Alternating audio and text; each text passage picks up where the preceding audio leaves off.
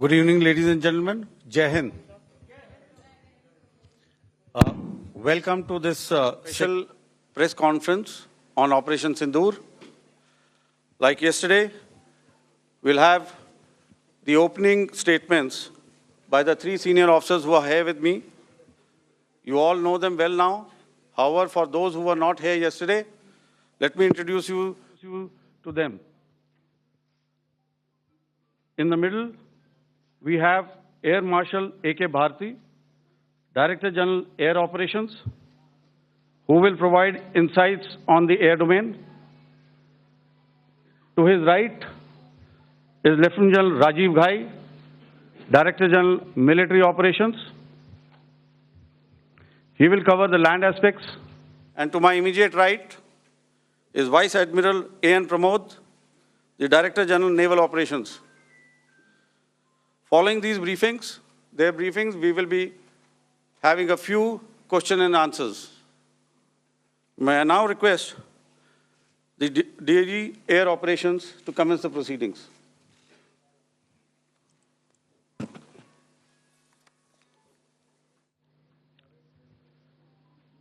Good afternoon, ladies and gentlemen.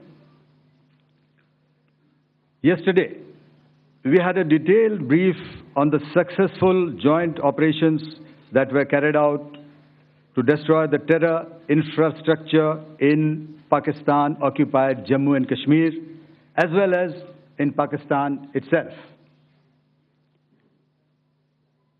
We also iterated that our fight was with terrorists and their support infrastructure and not with Pakistan military. However, it is a pity that the Pakistan military chose to intervene and bat for the terrorist, which compelled us to respond in kind. दोस्तों, हमारी लड़ाई आतंकवाद और आतंकवादियों के खिलाफ थी। इसलिए 7 मई को हमने केवल आतंकवादी ठिकानों पर ही हमला किया था। पर अफसोस इस बात का है कि पाकिस्तानी सेना ने आतंकवादियों का साथ देना उचित समझा और इस लड़ाई को अपनी लड़ाई बना ली। इस परिस्थिति में हमारी जवाबी कार्यवाही अत्यंत आवश्यक थी और इसमें उनका जो भी नुकसान हुआ, वे खुद इसके लिए जिम्मेदार हैं।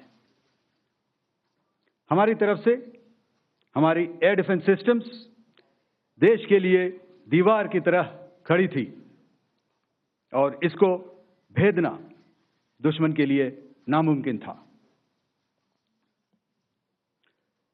This brings me to the point, how have Indian forces managed to minimize the damage to both civilian and military infra in the country, in spite of the unrelenting efforts by the Pakistani forces? Most of you and the majority populace within the country have had a lot to say about the layered and integrated air defense systems put in place by the Indian Armed Forces, which includes the assets of the Indian Army, the Indian Navy, in addition to the primary air defense assets of the Indian Air Force. As you all are well aware, this robust AD system comprises of a large variety of multi-layered AD sensors and weapon systems, from point defense weapons like the low-level air defense guns, shoulder-fired manpads, and short-range surface-to-air missiles or SAMs, to area defense weapons like the air defense fighters and longer-range surface-to-air missiles within our inventory. Additionally, the numerous waves of drones and unmanned combat aerial vehicles employed by Pakistan were also thwarted by the indigenously developed soft and hard kill counter-US systems and the well-trained Indian air defense personnel. All this was brought together as an efficient and effective AD environment by the Integrated Air Command and Control System, or the ISCCS of the Indian Air Force, which accords us the net-centric operational capability which is vital to modern days warfighting. While much has been said and written about the newer systems, I would like to place on record the performance and efficacy demonstrated by even the older battle-proven AD systems like the Pechora, the Osa AK, and the LLAD guns in countering the Pakistani threat vectors in the current operations. They were all modern generations, but these battle-proven systems stood the test of time and took them on head-on. Another highlight has been the stellar performance of the indigenous air defense weapon system like the Akash system. Here, ladies and gentlemen, I would like to mention that putting together and operationalization of this potent AD environment has been possible over the last decade due to unwavering budgetary and policy support provided by the Government of India in acquiring state-of-the-art equipment and weapon systems. Some of the results achieved in countering the enemy threat vectors over the last week are now being shown on the screen. Shown on the screen is the probable enemy PL-15 missile, which is of Chinese origin. This missile has missed its target, and you can see the pieces now which are available with us. Another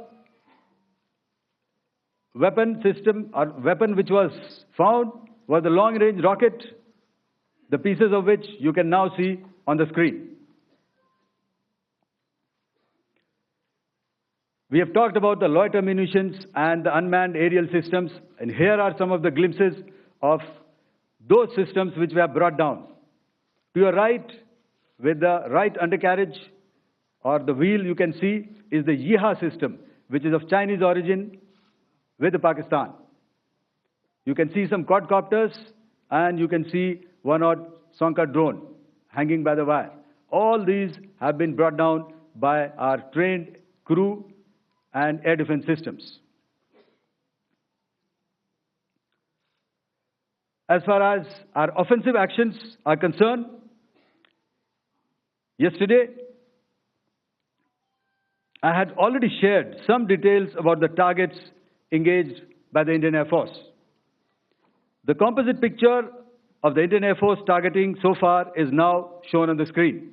As you can see, we have targeted the length and breadth of the adversary. I'm sure most of you would have already seen the effect of these strikes on ground, courtesy the large number of videos and photographs being circulated in the media. A few representative examples from the open source are now being shown to you on the screen. In fact, two of them. This is the strike on the Noor Khan Air Base. And you can see the effect. I'm sure most of you have seen the video. I have also picked it up from your sources only. And this is the aftermath of our strike at Rahim Yar Khan Air Base. You can see the massive crater that it has left on its runway. And you can see the pinpoint accuracy of our weapons.